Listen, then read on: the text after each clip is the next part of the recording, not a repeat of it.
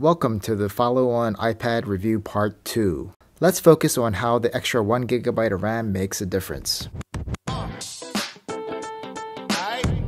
Starting with Fortnite, I was surprised to learn that the iPad 6 downloads a different app package than the iPad 7. It's a 3GB download versus a normal 6GB for the iPad 7. We see in the settings menu where that extra 3GB goes. The iPad 7 can do high settings, limited to 30 frames per second, but if you drop down to medium, you can get to 60 frames per second.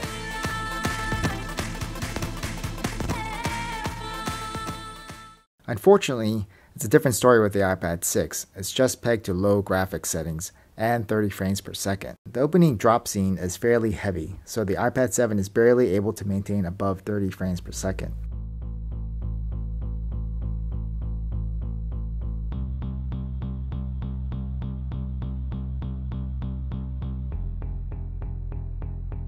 On the ground over simple terrain, the frame rate recovers to the 50s.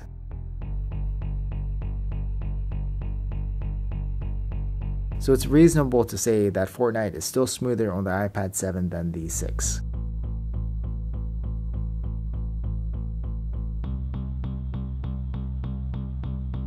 Taking a screenshot, let's look at the differences in graphics settings between medium and low. The iPad 6 window frame just lacks the texture found on the iPad 7, and details on the floorboard are hardly there.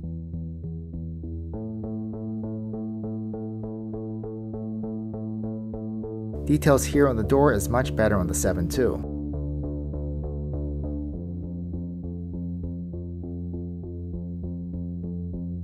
On the inside, we see a huge difference in quality. The 6 looks like a game right out of the 1990s. Looking here, the iPad 7 just doesn't have 50% more RAM, but it's more like 300% more because we're talking about usable memory, meaning the iPad 7 will on average have 1,300 megabytes and the iPad 6 on average will have only 300 megabytes. That is quite a difference between the two models. Let's continue. Loading Procreate, GarageBand, iBooks, and PUBG.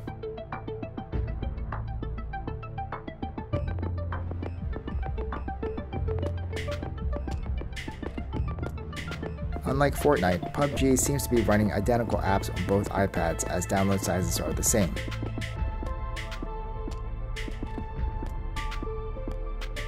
I set the iPad 7 graphics one level higher to HDR. But there was no noticeable difference versus the iPad 6. All in all, the PUBG experience will be the same, as you'll see in the screenshots.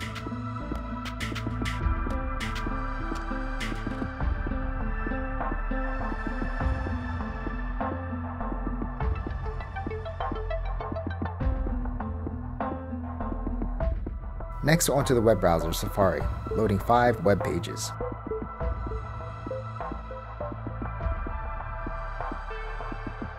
Now let's switch back to Procreate. The iPad 6 needed to reload. Next, GarageBand. Now back to PUBG. Again, reloaded. Let's see how many layers in Procreate the iPads can do. Starting with a default 4000 by 3000 pixel resolution with this pre-installed image. The iPad 6 allows for a maximum 12 layers.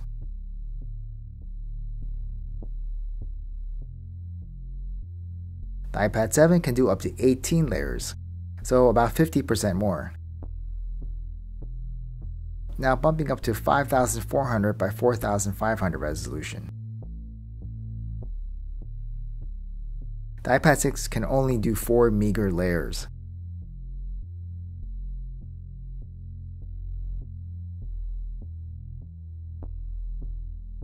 The iPad 7 does a more reasonable 7 layers.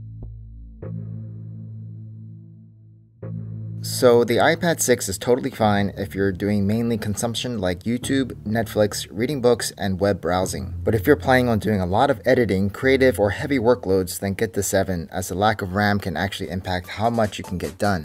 I hope this video was useful in illustrating how the extra 1GB of RAM can impact usage. Please remember to subscribe as it does encourage me to make more content. Thanks, and until next time.